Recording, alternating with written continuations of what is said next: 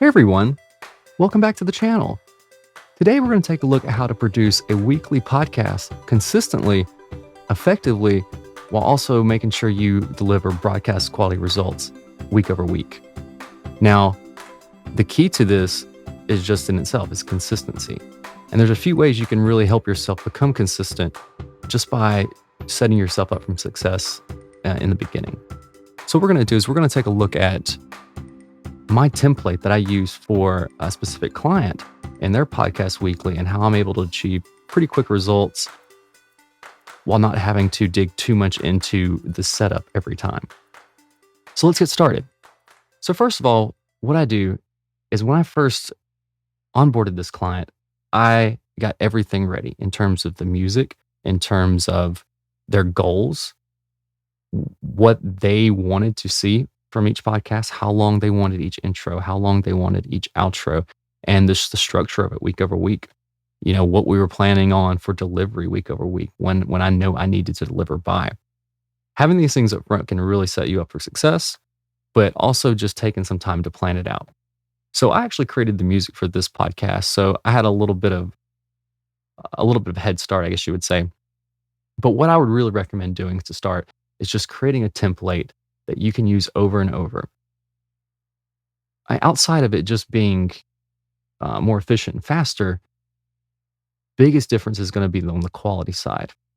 Every week, I know when I deliver that same podcast, all of my channel strips are going to be at the same volume. My mastering chain is going to be exactly the same. Every single thing, even down to the automation and the music, is going to be identical. I'm going to start and stop the podcast pretty much at the exact same place every week if needed.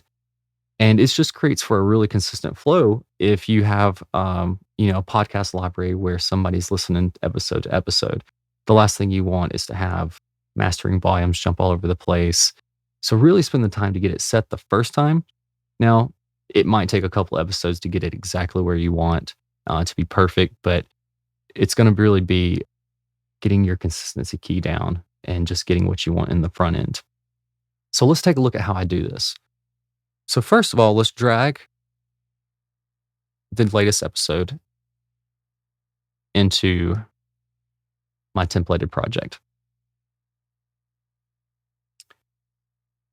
All right. As you see here, we already have some audio files loaded in. What I've done is I've actually loaded in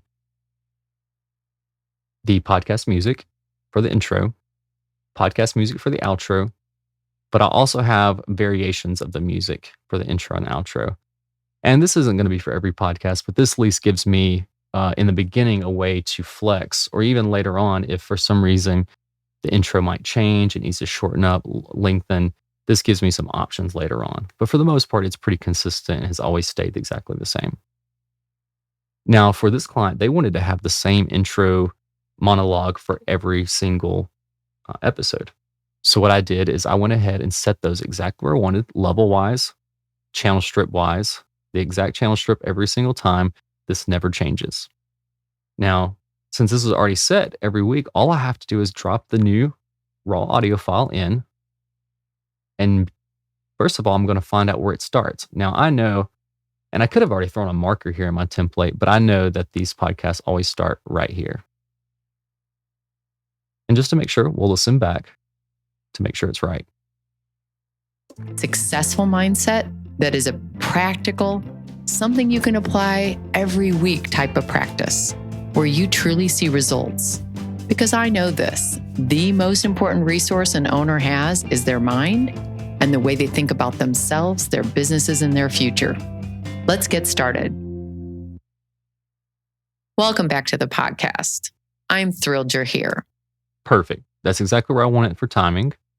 And so past that, what we have to do is start treating the actual audio file. And some big takeaways I would say for most people is we just want to clean it up. We want to get rid of as much noise, as many pops, misspoken words as we can to make this sound very pristine and clean. Now, there's a few ways to do this, and you really want to take the approach that's going to be the quickest for you. So for me, what I do is I actually work in thirds or quarters on the audio file, and I'll show you why. For instance, visually, I go in here and I look at the audio file to see what's going on. because after a while, you can really start seeing discrepancies. So right here, I see a big gap.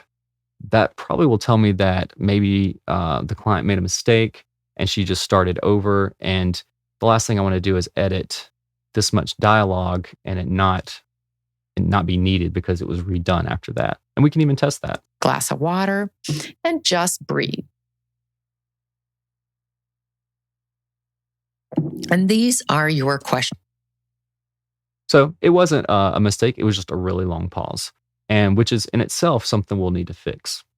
So what we'll do is, again, I'll show you why I actually take it into thirds or quarters. There's a specific reason. So what I do is I find a breakpoint like that. I trim it or cut it, and I take this audio file, and what you want to do, at least in Logic, it's called remove silence. I'll select that, and what this is going to do, it's going to take, based off the values that we set, and remove any noise or silence out of the track. Now, is it perfect? Not at all. It does have flaws, and it's really just based off a good guess because not every input, the person speaking is not always speaking perfectly close to the microphone every time or farther away. So, but it's going to help us out a lot. And it's going to save a lot of time. So I already have these values pre-set up. Now I do fluctuate these specifically sometimes just to, cut more of the audio out if I see that it's, needs a little bit more of a nudge on the threshold side.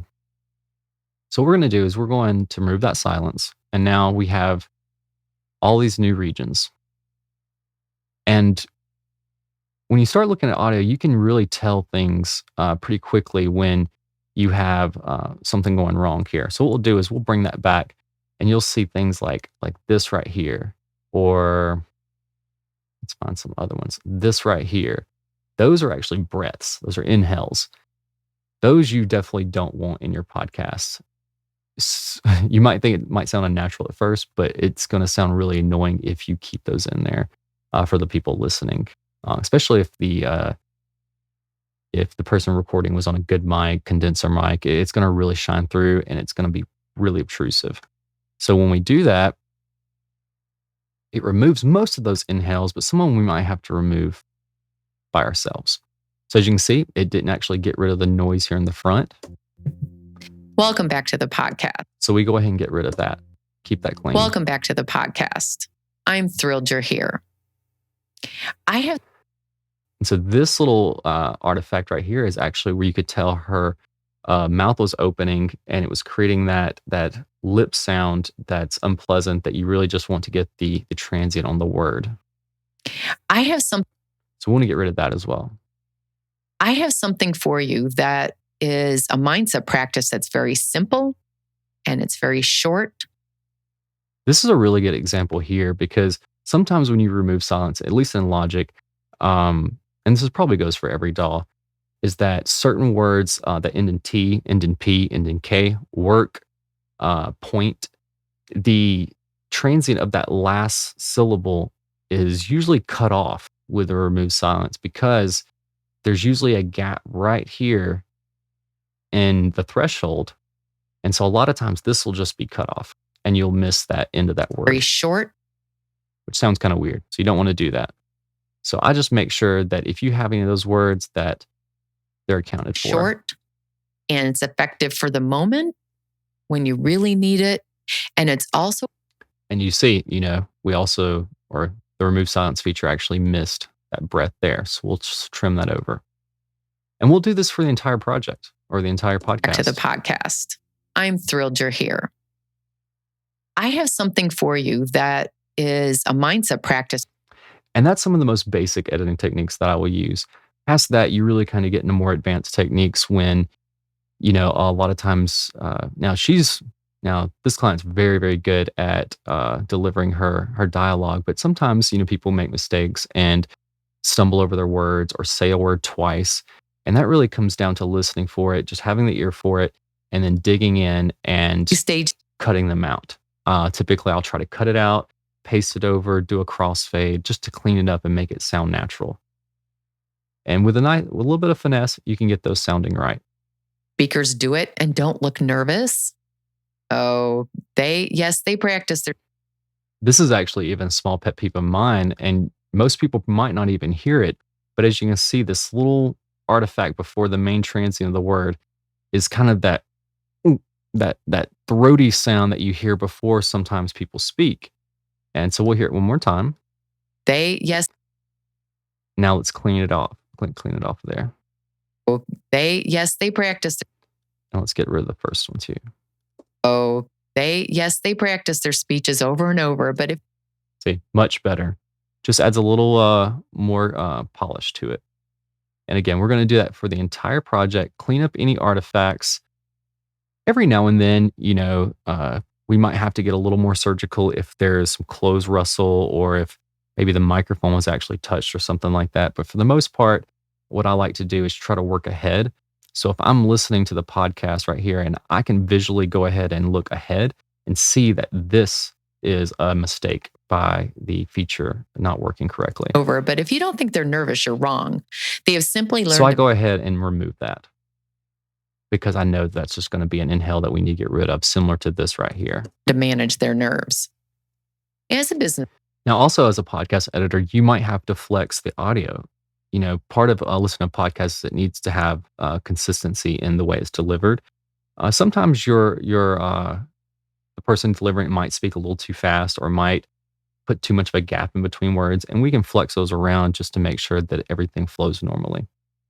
And so past that, once I get done with the entire VO, I come down to the end and then I take those same audio tracks and I just drop them in for my outros.